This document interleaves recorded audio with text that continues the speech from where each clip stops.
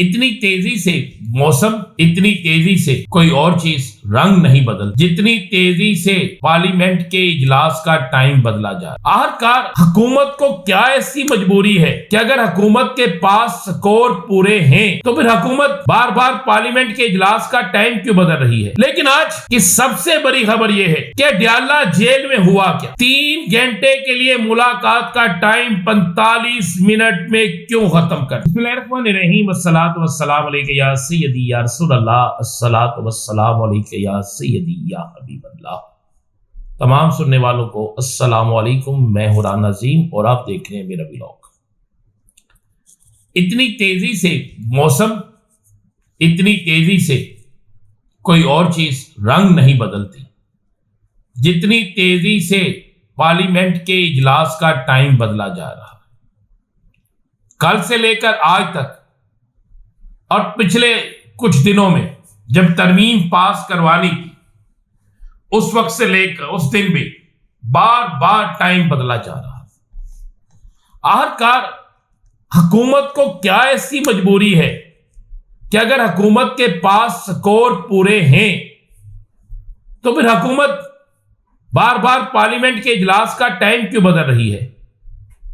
अगर हुकूमत के पास स्कोर पूरे हैं तो फिर हुकूमत भागने की तैयारी क्यों कर रही है। अगर हुकूमत के पास स्कोर पूरे हैं तो फिर हुकूमत कौन सा ऐसा खेल खेलने जा रही है कि जिसके लिए उसे बार बार मौलाना के दर पे जाना पड़ रहा है। सदर पाकिस्तान हो या वजीर आजम पाकिस्तान, डिप्टी वजीर आजम हो, चाहे बिलावल भुट्टो हो, चाहे कोई भी शख्स हो, समझ से बाहर है कि ये लोग किस तरीके से मौलाना को मनाने के लिए बार बार जा रहे हैं। क्या इनके पास स्कोर पूरा नहीं? क्या इन्हें यह डर है कि मौलाना राजी ना हुआ तो बड़ी तहरीक शुरू हो जाएगी? कोई ना कोई बात तो है ना, कोई ना कोई चीज तो है। लेकिन आज की सबसे बड़ी खबर यह है कि अडयाला जेल में हुआ क्या। 3 घंटे के लिए मुलाकात का टाइम 45 मिनट में क्यों खत्म कर दिया गया। 3 घंटे मुलाकात जो जारी रहनी थी उसे इतनी जल्दी खत्म क्यों किया गया। वो बड़ी ब्रेकिंग न्यूज दे रहा हूं मुलाकात करने वालों में से, और जेल के जराए से जो खबर बाहर आई है वो आपको बता दें। एक तो इमरान खान बानी तहरीक इंसाफ ठीक हैं, उनकी सेहत ठीक है। प्रेस कॉन्फ्रेंस में आपने सुन लिया तहरीक इंसाफ के रहनुमाओं की। और दूसरा, कप्तान ने अली अमीन गंडापुर समेत अपने तमाम टीमों पर खुलकर इत्मीनान का इजहार कर दिया। तो बहुत सी चीजें जो हैं, बहुत सी जो बहसें हैं वो दम तोड़ गई। होता क्या है कि अडयाला जेल में जब तहरीक इंसाफ की टीम पहुंचती है, पहले उन्हें मुलाकात से पहले उन्हें कहा जाता है कि आप सिर्फ मसवदे पे बात करेंगे, कोई सियासी बात नहीं होगी। अच्छा, बंदा पूछे उन्होंने वो मसवदा गैर सियासी है, लेकिन बात ये करके वो चल पड़ते हैं। मुलाकात होती है, उस मुलाकात के बाद जो आइंदा की चीजें वहां पर देखने में आती हैं, कप्तान अपना हाल बताता है। और जैसे ही कप्तान उस पर मसवदे पर कप्तान की बात शुरू होती है, कप्तान को समझाया जाता है, बताया जाता है नुकसान क्या है, तो कप्तान कुछ चीजें पढ़ने के बाद कहता है कि ये तो अदलिया पर शक खून मारने जा रहे हैं, ये तो हमें किसी सूरत काबिले कबूल नहीं है। 3 जज और उसमें से वजीर आजम या कमेटी सिलेक्ट करेगी, ये भी कबूल नहीं है। जुडिशल कमीशन और जुडिशल कमीशन या जुडिशल मामला जो है वो आइन के मुताबिक रहेंगे। सब लोग कहते हैं, कप्तान कहता है कि ठीक है, एक आईनी बेंच बन गया, ये भी हमें मंजूर है, लेकिन आईनी बेंच चीफ जस्टिस ही बनाए।